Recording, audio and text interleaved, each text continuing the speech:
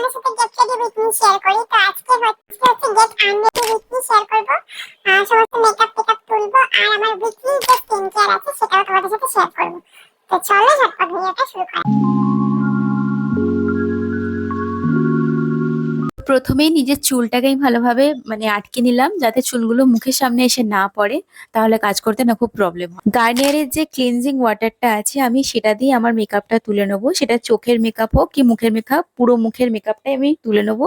Makeup তুলে নেবার পরের স্টেপ হচ্ছে আমাদের ক্লিনজিং বা ফেস ওয়াশ করা। তো আমি আগে ইউজ করতাম বায়োটিকের বায়ো হানি জেল যে ফেস ওয়াশটা আছে সেটা। আমি ওটা বিগত 7-8 বছর ধরে ইউজ করছি, অনেক ছোট থেকে ওটা আমি ইউজ। এখানে ক্লিনজিং এর জন্য আমি ইউজ করবো সেটাফিলের যে নর্মাল টু ড্রাই স্কিনের ক্লিনজারটা। তো এখানে আমি একটুখানি ক্লিনজার নিয়ে তার সাথে একটুখানি জল নিয়ে ভালোভাবে মিশিয়ে মুখে ভালোভাবে অ্যাপ্লাই করে নিচ্ছি, যাতে কোনো রকম নোংরা না থেকে থাকে বা কোনো রকম মেকআপ না থেকে থাকে।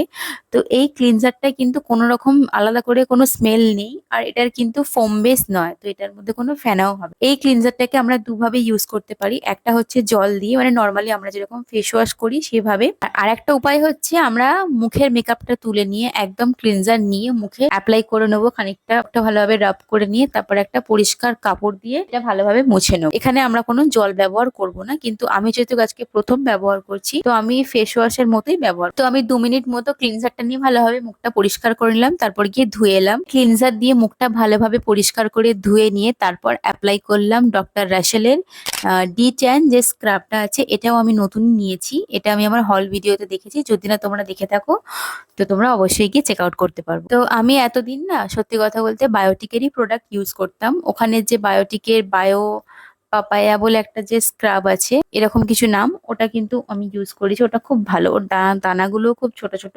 তো ওটা আমি ইউজ করতাম, বেশ ভালো। তো এটার দানাগুলো না একটু শক্ত আর একটু বড় মতন, ঠিক আছে।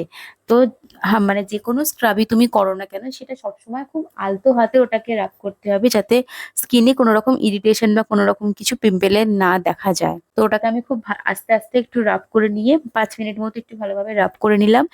নিয়ে এটাতে লেখা আছে যে ওয়ার্ম ওয়াটার দিয়ে মুখটা ধুয়ে নিতে হবে। তো আমি সেটাই করলাম, একটু হালকা গরম জল দিয়ে আমার মুখটা ধুয়ে নিলাম। স্ক্রাবের পরবর্তী স্টেপ হচ্ছে আমাদের ফেস প্যাক। আর আমি এখানে ফেস প্যাকের জন্য ব্যবহার করছি মামা আর্থের এই উপটান ফেস মাস্কটা। তো এটাও বেশ ভালো, এটা আমি অনেকদিন ধরে ব্যবহার করছি। এটা কোনো সাইড এফেক্ট নেই, খুব ভালো। মামা আর্থের প্রোডাক্ট তো নো ডাউট ভালো, তোমরা দেখেছো যে মামা আর্থের প্রোডাক্ট আমি ব্যবহার করি। তো এই ফেস মাস্কটা ভালোভাবে মুখের মধ্যে লাগিয়ে নিলাম। লাগিয়ে নিয়ে যতক্ষণ না শুকাচ্ছে 10 থেকে 15 মিনিট মতন আমি বসে রইলাম, তারপর শুকিয়ে গেল। এটাকেও আমি অ্যাজ ইউজুয়াল গরম জল, হালকা কুসুম গরম জল দিয়ে মুখটা ধুয়ে নিলাম। তো ফেস প্যাক ইউজ করার পরে আমি ডক্টর রাসেলের এই ডি10 জেলটা মুখের মধ্যে একটু লাগিয়ে নিয়ে 5 মিনিট মতো হালকা একটু মাসাজ করে নিলাম। নিয়ে তারপরে এটাও সেম পদ্ধতি, এটাও হালকা গরম জল দিয়ে মুখটা ধুয়ে নিতে হবে। কিন্তু আমি আর গরম জল দিয়ে এটা ধুইনি, এটা আমি নর্মাল আমাদের যে ঠান্ডা জল আছে সেটা দিয়ে ধুয়ে নিয়েছি। তো এটা তুমি রোজই ব্যবহার করতে পারো। আর স্ক্রাবটা হচ্ছে সপ্তাহে 2 দিন ব্যবহার করবে। তো ফেস প্যাকের পরে আমি জেল লাগিয়ে নিলাম। জেলের পরে হচ্ছে আমি টোনিং করব স্কিনকে। আর টোনারের জন্য আমি ব্যবহার করি এখানে ডাবর গুলাবরির যে রোজ ওয়াটার আছে, তো সেটাই আমি ব্যবহার করি। আলাদা করে কোনো রকম টোনার আমার কাছে নেই। আর তারপরে অ্যাজ আ ময়েশ্চারাইজার হচ্ছে পন্ডসের এই সুপার লাইট জেল ময়েশ্চারাইজারটা ব্যবহার করছি। এটা খুব ভালো, এটা আমি তোমাদের হাইলি হাইলি হাইলি রেকমেন্ড করছি। এটা নো ডাউট খুব ভালো। এটা নিয়ে আমি অনেকবার পারচেস করেছি, প্রতিবারই শেষ হয়, প্রতিবারই আমি রিস্টক করতে থাকি। নেক্সট হচ্ছে আমি এখানে সুইস বিউটির যে আই প্যাচেসটা নিয়েছি সেটা একটু লাগিয়ে নিলাম, যাতে চোখের তলাটা একটু হালকা ডিহাইড্রেটেড হয়ে গেছে সেটা যেন একটু হাইড্রেট থাকে আর যেন ভালো থাকে। আমার বেশি ডার্ক সার্কেল নেই, বাট যেটুকু আছে সেটা যেন একটু ঠিকঠাক থাকে, এই হচ্ছে ব্যাপার। তো যদি তোমাদের ভিডিওটা ভালো লাগে তোমরা সেটা বন্ধুদের সাথে শেয়ার করতে কিন্তু ভুলো না। তো চলো টাটা, দেখা হচ্ছে কিন্তু পরের ভিডিও।